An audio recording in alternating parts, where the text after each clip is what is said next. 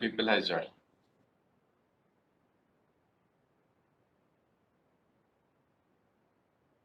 Your previous class is over? Like we don't have any class previous. Didn't have any class. Okay, fine. I think if students are not serious, then in Viva it will get affected, right? Not missing the concepts. Fine. Okay, so today we'll start like a little topic. Just to revise a little bit from the last time. Last time, which method did you learn? Anything about screening? Similarity search. Okay, so in similarity search, I said we can use again it to find out the one of the best possible compound. So every time we are talking about some criteria.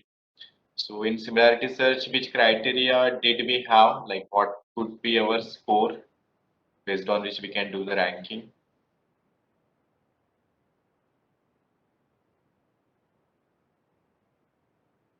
Tanimoto coefficient, sir. Tanimoto coefficient. Okay, that we talked about that is one of the coefficient which can measure the degree of similarity, and accordingly we can like rank all the compounds. And Tanimoto coefficient, it is dependent on what? 2D fingerprints. 2D fingerprints. Okay. So there are so many different coefficients. Even I said yesterday, we just talked about the 2D similarity search. There could be 3D similarity search also. Okay, but that some of the things you could also use for your mini project. So like, actually we should talk starting about our mini project.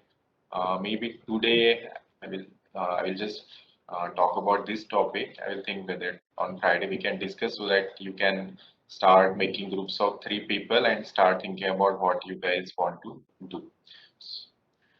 So the topic I said is you can see the name molecular modeling. Now, have you encountered this term anywhere before? Molecular modeling.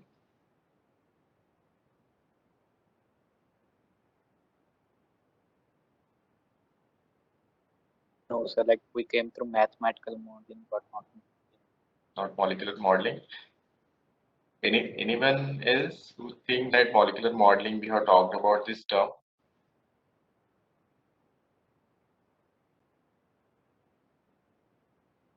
Okay. I think I will be asking such questions in your Hive also. So please pay proper attention. So yeah, by the name you could consider modeling. So some kind of again some mathematical representation will come into picture, and we are doing molecular modeling. So something related with the molecules. So again, this is something that we might have actually seen before, but not directly. Okay. So till now we have just talked about all the chemical informatics applications, and most of the time we are talking about screening. And in screening, in particular, I talked about the method where you could find out the best possible pharmaceutical drug.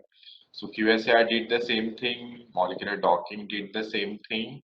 Even I said simple rules you can apply for molecular weight or other kind of descriptors. So again, you can do the screening for drugs, and then yesterday also similarity search. Again, you can rank the compounds and you can do some kind of screening. But I said side by side, like some of the techniques could be used for material design also. You could actually use the same methods, like QSR could be used instead of talking about the activity. You could talk about some property, and that property prediction could be done for the, if you know how to construct the structure, which we did in the initial some part, like you used Open Babel, and you can how to use smile string. You can convert from one format to another format, so you can come up with any of the structure, even the smile string and other things you know how to play. So you can come up with any structure. So not just related with the pharmaceutical components, you can actually create some molecules which should be having some application related to material design. So today, I will just keep this drug discovery part to a side, and we will talk about in general molecular modeling. Now, molecular modeling it is a very generalized concept. Till now, whatever you have talked about, those were like some kind of screening methods that could be used for both of these purposes. But now, we'll be talking about some generalized concept. Which concepts could have been used in any of these simple techniques? What are techniques we have learned? Those were simple techniques only.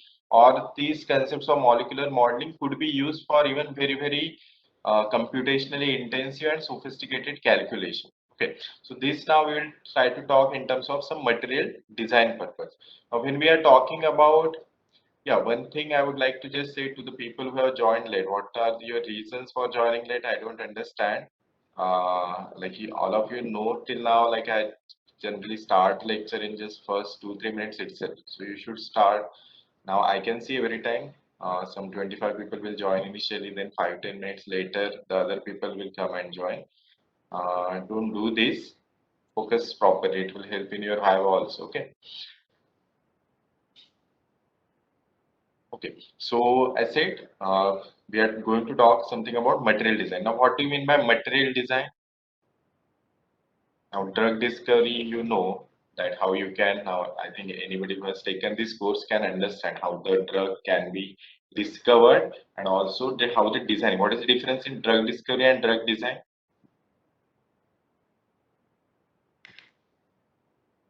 So like in drug discovery, we go through the database of the molecules and we find the best molecule for the current function. But in Okay, material design, we design the new molecule according to the data we have. design means what?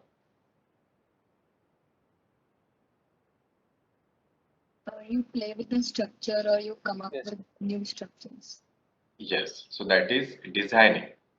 Like as always said in chemical engineering, you do the reactor design, something at the bigger level. Similarly, you can do something at the molecular design. So you already know some of the good compounds. Then can you play with their structure? Can you do different things? Can you functionalize them? And can you come up with even a newer thing? So that could be called as design. So similarly, material design also you can consider. There are so many things, and you could actually play with their structure. So like which kind of structures I'm talking about? When material design in general, I think you would have taken some course like related to material science and engineering, right? In your second year, you have taken the course material science and engineering, right? Yes or Yes, no? sir. Yes, sir. Yes. So what did you learn in that course?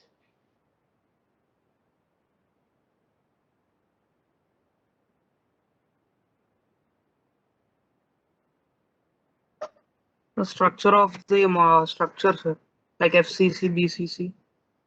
Okay, like crystal lattices and other stuff. Yes. Okay. Any other thing? Sir, and also material strength. Rested. Okay. Any other stuff?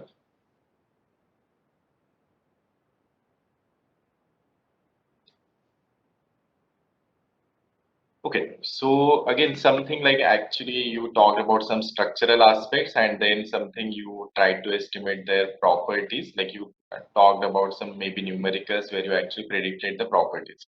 So maybe some of the properties like strains and other things you would have talked about, which is actually like bulk level properties. Like you have know the structures at the molecular level, but you talked about their some properties at the molecular level, some properties at the bulk level.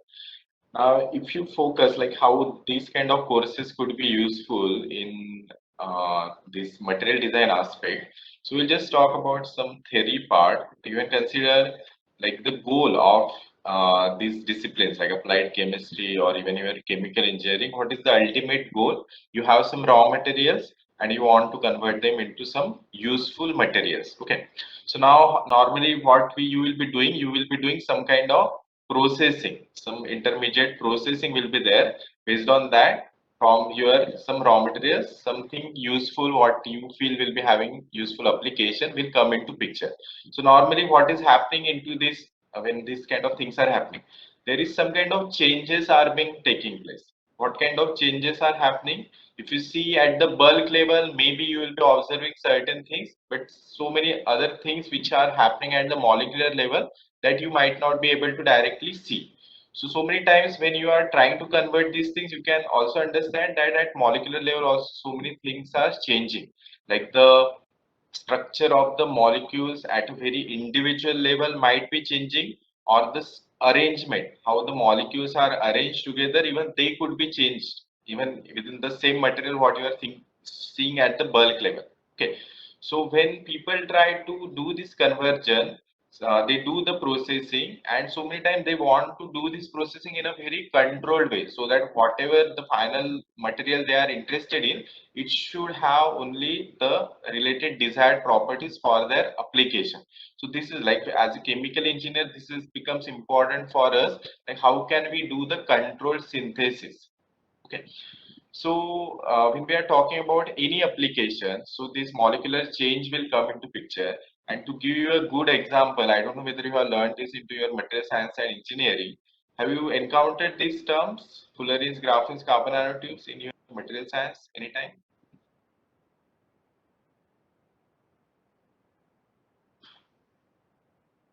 Okay, maybe yes, maybe no, maybe some nanoparticles or something. I hope Dr. Ravi Kumar would have talked, so he would have talked about some nanoparticles and stuff.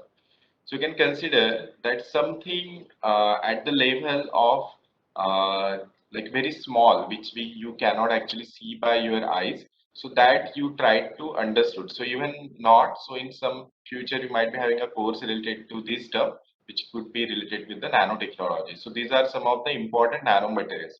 So I'm giving the example of this particular structure because of course they are the important nanostructures, but people are actually play with these structures. Why they play with these structures? So that they can get even more interesting properties. So this should be considered as some of the important structure that you will always, if you are in the field of research, you will always hear these kind of names.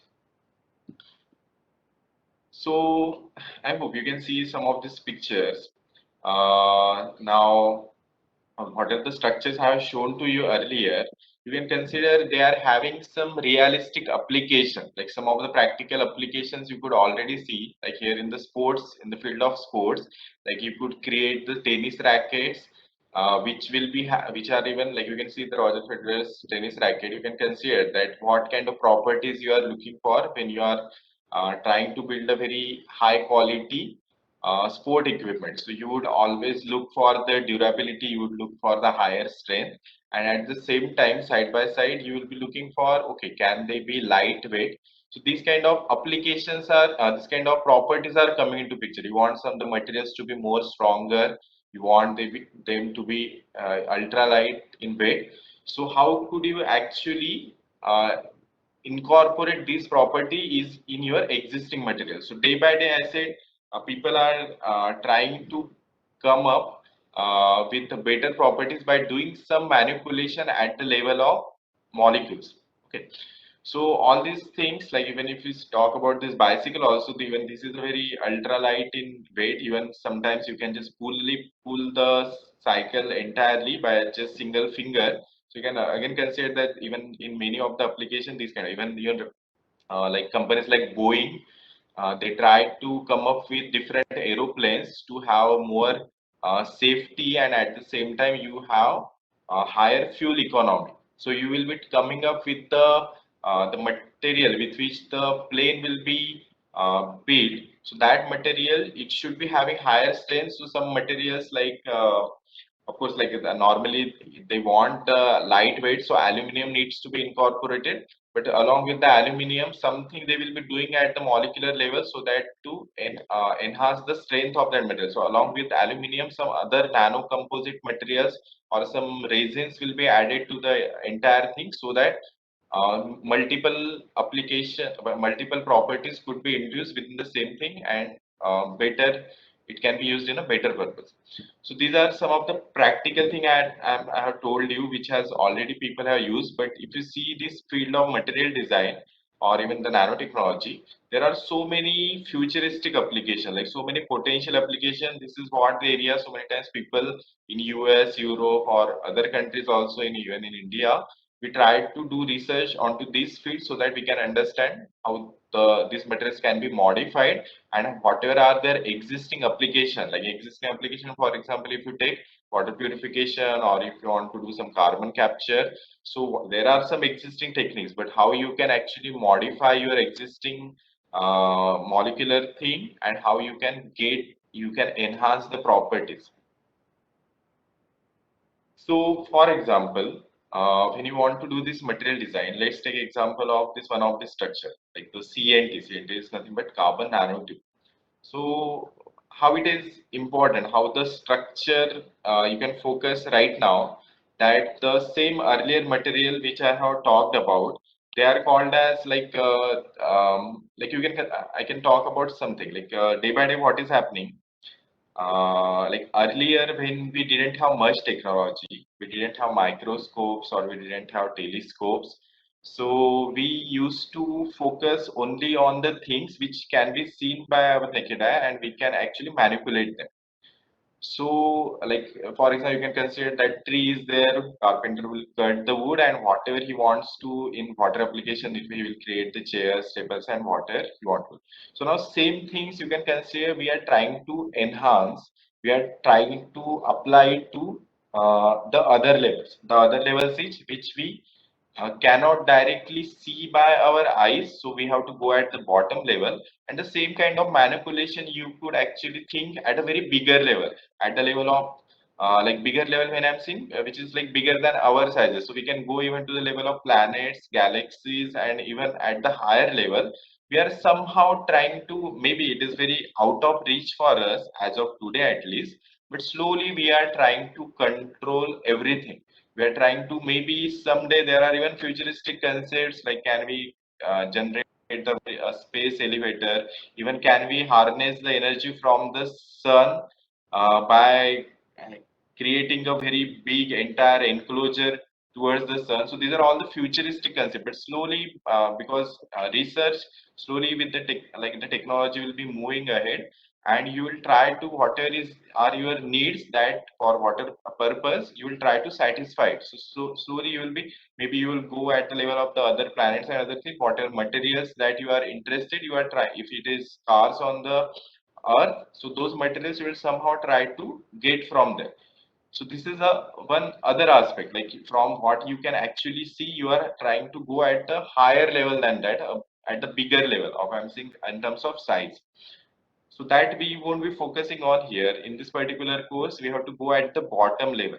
In the bottom level means which we earlier wouldn't be able to see. Like the one side of bigger level, now we have telescopes and other things, so we could see that and we can actually think about it. In the same way, we have our microscopes and other things, so we can actually go at the very small level and we could actually try to control those things for our betterment.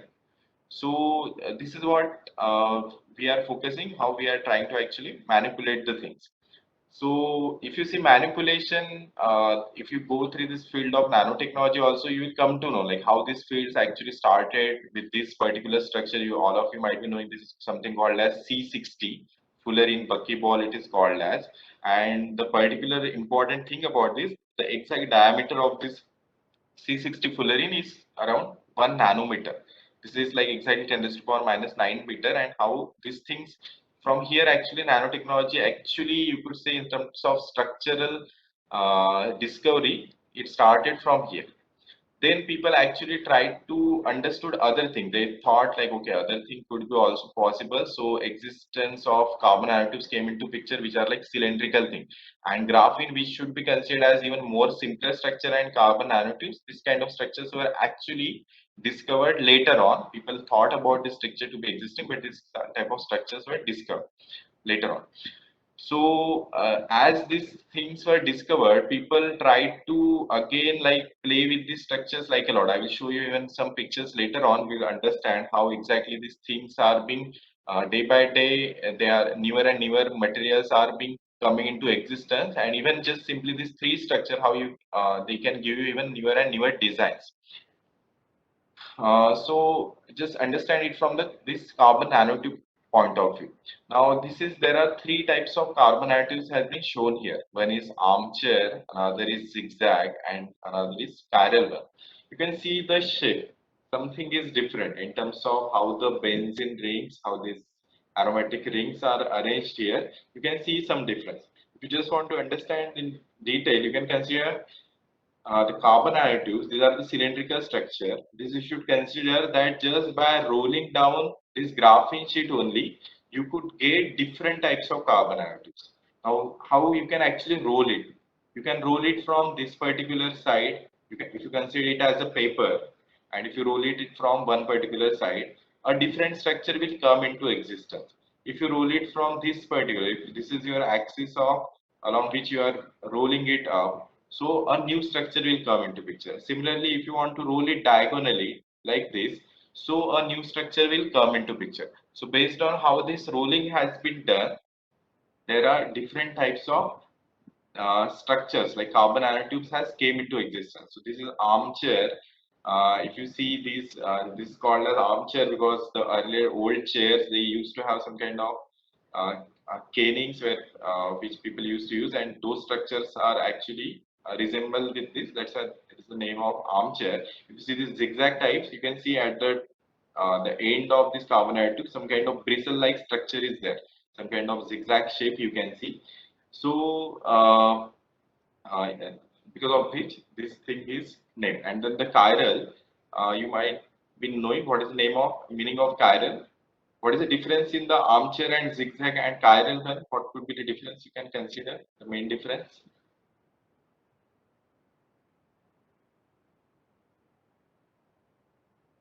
Can you distinguish in between this chiral structure and armchair and zigzag structure as two different groups?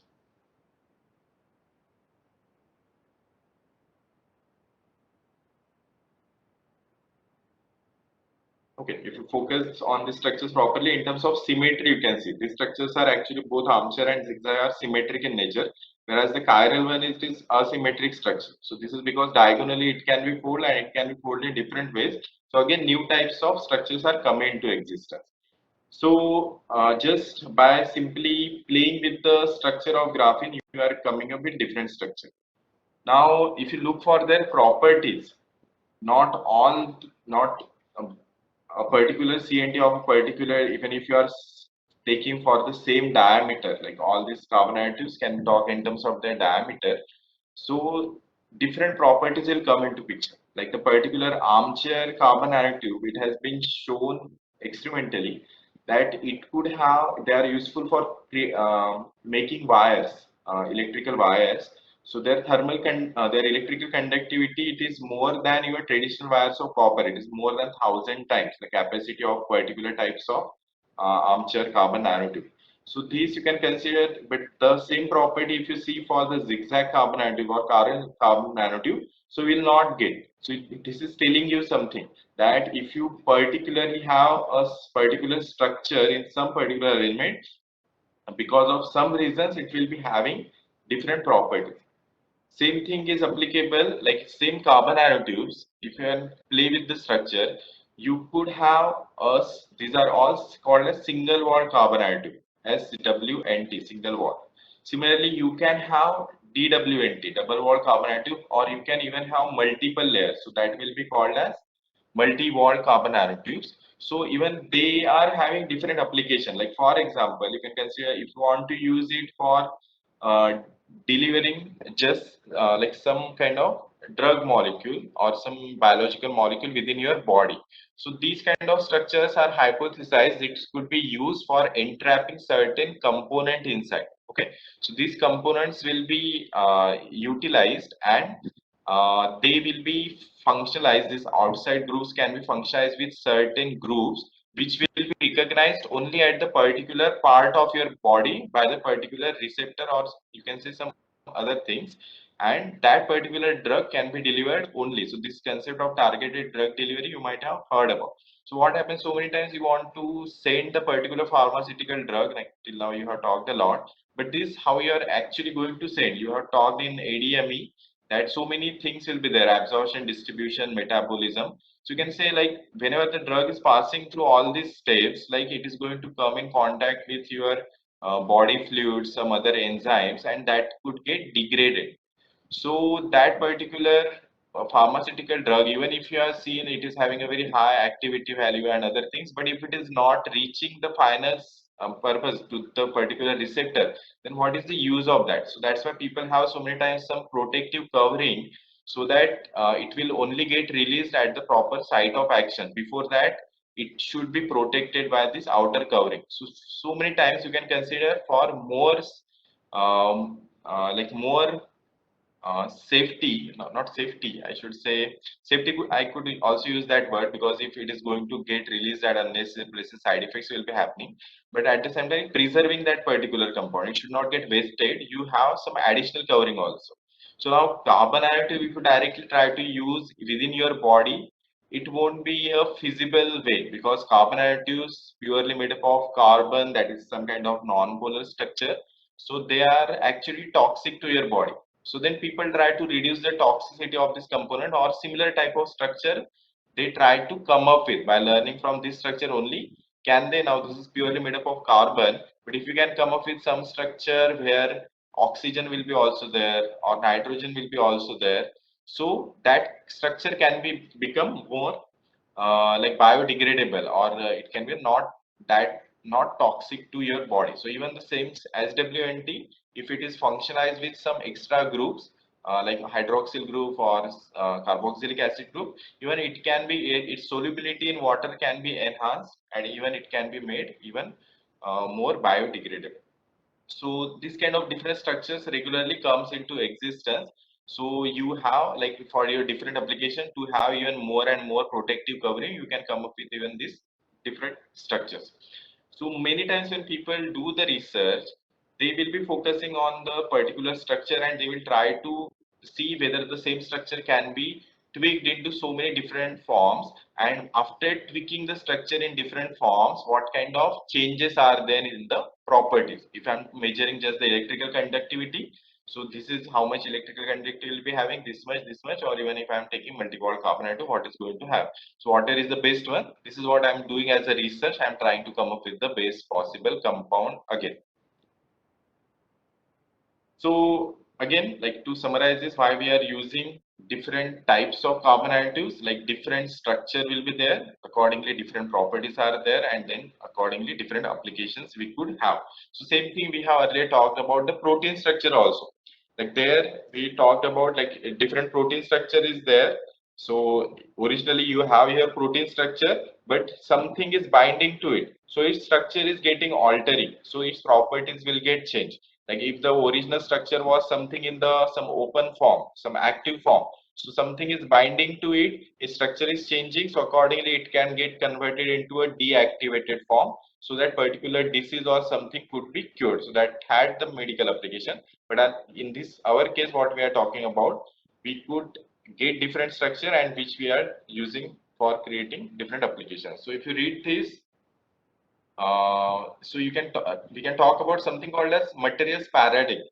This is like always the material scientists or even the chemical engineers, they are always interested how the processing or what are the initial things you are going to do, how it is going to influence the structure, properties, and performance. So understanding all these relationships, like we have already talked about something called as uh, structure property relationship, something like QSR. So here people again try to understand how the processing also could affect the structure properties and then the application. Everything people try to understand from all the different disciplines point of view, whether it is nanotechnology, biotechnology, or other disciplines. So I said the structure earlier, I had given you the example, just a simple structure. You had a graphene sheet, you rolled into it, and you came up with different structure. So again, like day by day, people try to modify this structure. You can make it even more complex. I said you can functionalize the structure, so you can see here some kind of different functionalization, as you can see here, here, this particular thing. Even this is some kind of functionalization. So what kind of differences you see, how you can make this material design even more and more sophisticated. So see, here is some kind of like actual chemical bonds you can see, some kind of this kind of things could be called as maybe some kind of chemisorption. Actually, there is some permanent bond has been formed between carbon atom and this structure. So this is going to give some enhanced property. Similarly here, this kind of thing you could consider. I don't know whether this is really a permanent chemical bond, but I think this kind of structure, whenever we see something, this is like a temporary bonding. So this is not like a permanently attached to this by some chemical bond. So this could be considered as some kind of physisorption, some kind of just temporary van der Waals attraction or electrostatic interaction. the external molecules are bound to it. Same thing is here. Some polymer has wrapped in towards the carbon atom. So you could actually see that you have changed the structure of the carbon atom, even though not chemically, but physically you have actually tried to modify it. Even something like here, this particular structure, it is called as something like carbon p pod. So you can see some molecule had been adsorbed within it. These molecules are nothing but your fullerene, which I had shown to you earlier. Some 8 fullerenes have adsorbed within it. This is also a way of enhancing the structure. This is also a way of non-covalent functionalization. Like the two things are bound to each other, but not with some chemical bonds. But still, these kind of structures together, they could be using for some more purposes. Like many of the things you have seen till now, even like hydrophobicity is something which is important in biological world. Same thing, it is useful in so many of the chemical applications. So suppose carbon nanotubes, they are having some hydrophobic nature, like even the graphene sheets, they are having some hydrophobic nature. But certain application you want even higher hydrophobicity, you want some super hydrophobic properties which should be having like entirely, it should not wet, it should not be having any wetting properties towards water. So super hydrophobic properties are also important in so many paints and other things also. So how could you actually modify the structure at the very molecular level, and how could you get this structure? You can make actually this kind of designing even more complex. Now you could see actually here it is seeing to you, visible to you, that some these structures are similar to some graphenes and some carbon atoms, they have been merged together. So all these things come up when people discover the initial basic things, they will try to even merge it up. And even they could, like if you simply pass on the some flow of some mixture of gases from one particular side, so maybe on the other side you will get only one particular gas from a entire mixture. So you could consider this could be used as some kind of thing for gaseous separation, a mixture of gaseous separation. So just to give you all this idea how exactly people try to modify and do the play with the design. If you literally see this at the lab scale, the entire structure, even though it is looking a very sophisticated structure for you, but if you see in the lab and if you design, if you synthesize the structure, it will just visible to you maybe in the form of just powder. So you have to, people have to go at really, they have to use sophisticated techniques to come up with these structures, and actually even they have to predict the properties. Even for that they need to have some high end spectroscopy or other higher level instrumental methods. So using computers, actually we could contribute something by simply doing this molecular modeling studies, and all these things, whatever I have talked about, the applications or something, it could be actually understood by simply creating these kind of structures on the computer.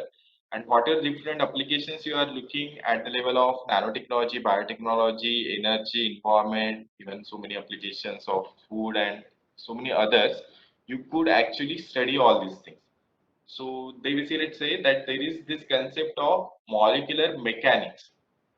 What is molecular mechanics? By name mechanics, you could consider like something, some molecules, some mechanical features it will be having, and those mechanical features we will try to model using, of course, some mathematical equations.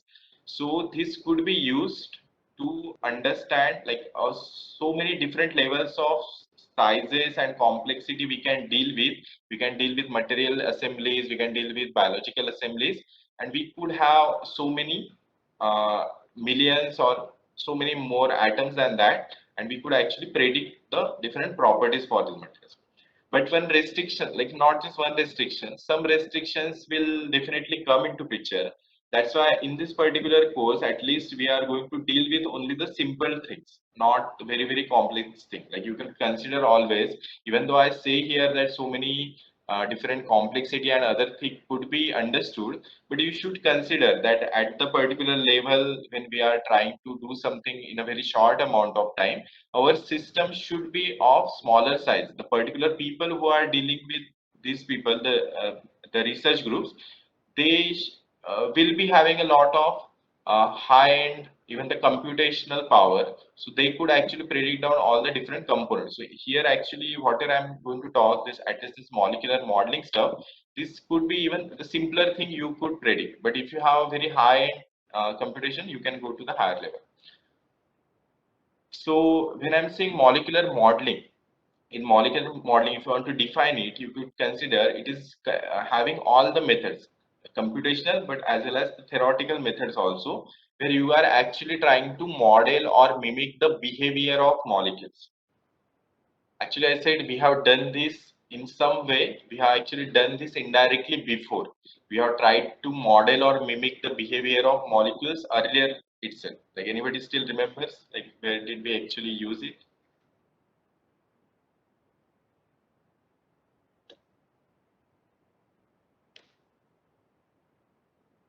Okay, that will come. So, what do we exactly do? I said initially, like when we talked about the methods like QSAR, we just created the structure on the computer. We just know how to have the coordinates of each and every molecule so that we can actually represent any structure in our three-dimensional environment. Now, but I said, what is the problem?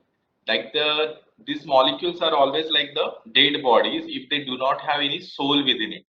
So for putting the soul, we have talked about some concept of molecular modeling. Actually, if you remember in your molecular docking studies, I said molecular modeling is inherently done.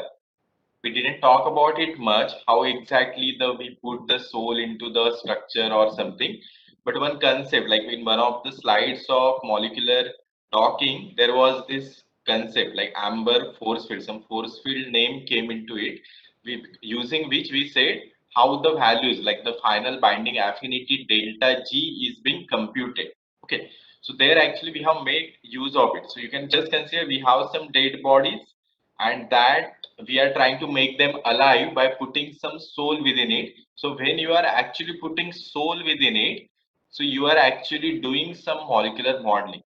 Okay, and once you do molecular modeling means you are giving some parameterization, like the initially they do not have very well defined parameters, they are just simply structure for you.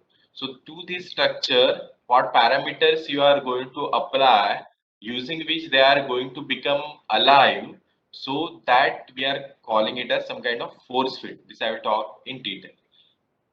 Now, when you do molecular modeling, then you can do property prediction. Like when you used molecular docking method, actually you did molecular modeling inherently and you did property prediction. What kind of property you predicted? You predicted binding affinity. So if you wouldn't have done molecular modeling in molecular docking, you wouldn't have understood what is the interaction between your protein and ligand or something to estimate the some property where actually other than structure something else is required. Like for example, uh, suppose if you are talking about some water solubility, the solubility of certain compound in water, so at least two components should come into picture. So these kind of thing you can consider once you model any particular chemical structure properly, then you can go at the level of property prediction. So docking was one of the example. Now how exactly what exactly happened within the software, that little bit we will try to go and focus. But again, you should consider that docking was also very simple calculation. Means it was a simple calculation because we wanted to screen so many compounds. So the limitation of time is coming from the other side. Like you want to screen many compounds, but actually this could be the concept of molecular modeling. It could be applied to a very small system. Like a very small system means to only a particular, like you will not be interested in screening all the different compounds, but just you know now that one particular compound can bind to this particular protein, and now you want to estimate some other details of that process. Like I'm saying, you are trying to minimize your calculation at one aspect, but then this calculation will be evaluated at a very high level. Now what is the high level? Like I said, in the docking you skip the part when suppose the protein and ligand is interacting with each other, so only two body system was coming into picture, right? the water, the surrounding and body system that you actually ignored. You just use some formula, empirical formula, and you have corrected that formula of scoring function, and you came up with the delta G value. But that was a very approximate method. But suppose if you want to go at a very higher level and if you want to estimate each and every interaction, how the one water molecule is interacting with a protein, how that one particular water molecule is interacting with the ligand and one water molecule with all the other water molecules. So n-body interaction should happen. But you can consider these things can be understood by a very high level simulations like molecular dynamics simulations or Monte Carlo simulations, and they are going to need a very high level computational power like supercomputers. So that's why these kind of things we are not understanding in our courses, but we are trying to understand the concept of molecular modeling with just the things like the simple molecular docking stuff. So we'll try to understand this molecular modeling in general, where at least from this two body system you will come to know what exactly people do when they try to put soul into the non-active molecules. So when you do molecular modeling, like in all the titles, I have written something like molecular mechanics. Now, molecular mechanics is one of the part of molecular modeling. Okay. Now we are going to deal here. I said everything in the world, maybe mathematically you can understand to a lot much detail, but there will be limitation. One of the limitation is like your computational thing, so you cannot understand something at for a very long, like you cannot do the calculation for a very long time. Another thing, what is the representation of your individual unit, that is also important. Like if I am representing everything at the level of atoms, like I could represent everything at the level of molecule.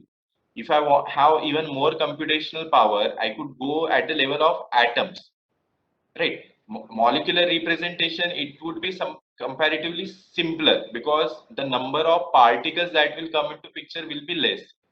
Suppose if I want to treat a methane molecule, and if I want to treat methane as an individual particle, so I have to take as only one particle will come into picture.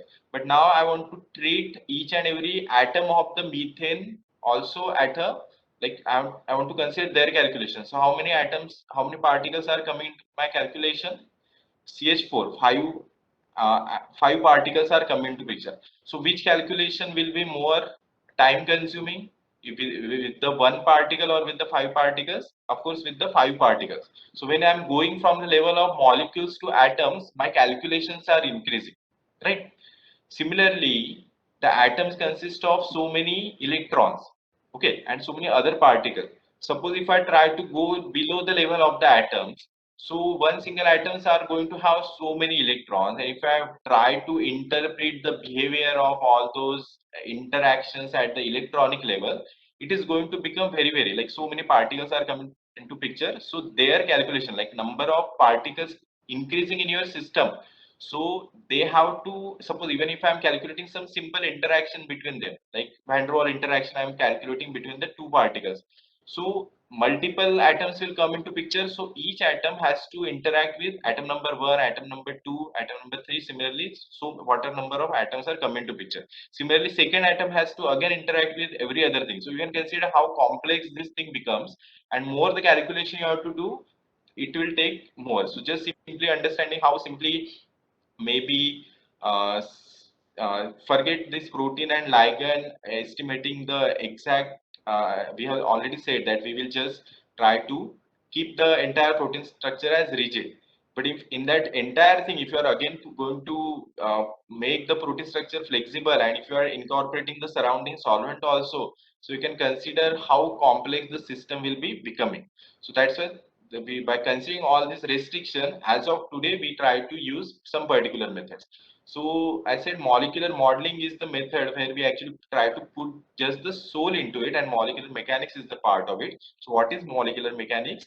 Here actually the smallest unit you are having are just atoms. You do not go below the level of atoms, you do not go at the level of electrons. If you want to explicitly model the electrons also, then this is not called as molecular mechanics, it is called as quantum mechanics. You might have heard about a subject called quantum mechanics, which is one of the very tough subject, I would say. And there, but people actually talk about this electrons and other stuff. So our restriction will be like we will be only talking about level at the atoms or at the level of molecules, will not go level below of atoms.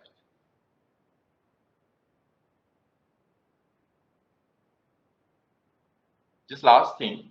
So molecular mechanics, I said modeling we are going to do.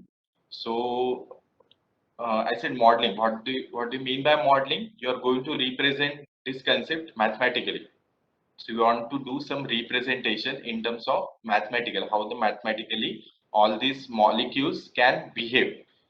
So if you consider the main equation that we are going to consider in our molecular modeling study, this will be equal to, the equation will be energy is the function of conformation.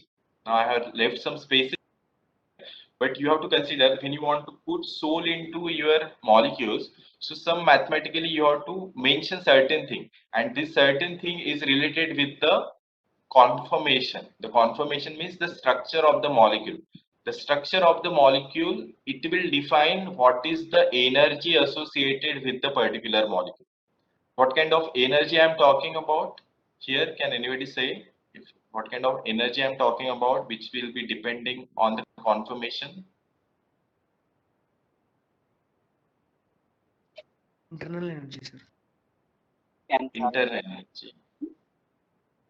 Okay. Okay. Any other answer?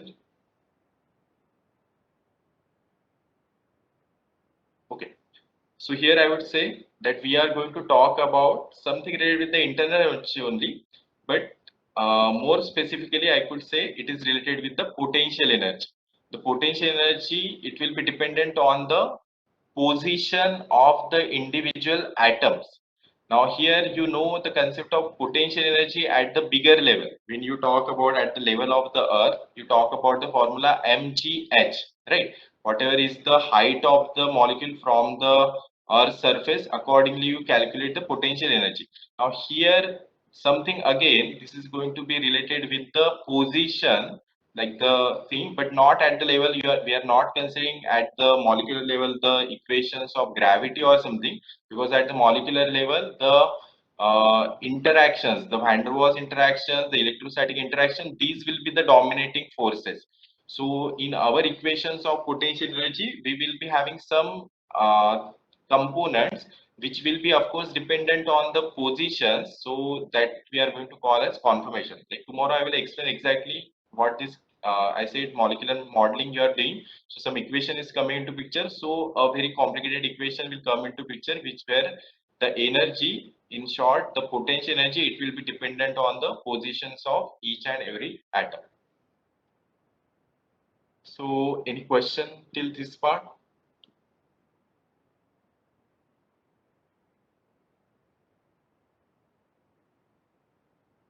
Okay. If there are no questions, you can leave.